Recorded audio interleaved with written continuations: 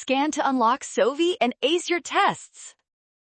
To find total economic surplus at equilibrium where price is 4 and quantity is 60, calculate the area between curves. Surplus equals 1/2 times 9 times. A price floor of $3 is non-binding because it is below the equilibrium price of $4. Since the market stays at equilibrium, there is neither a surplus nor a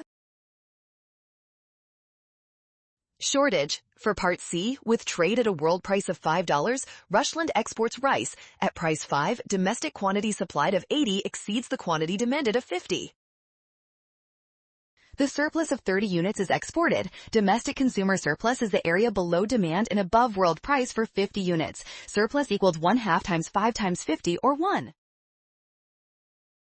Great job working through that. Scan the code. You can learn better with Sovi. Watch out for sign errors and always double check each step carefully.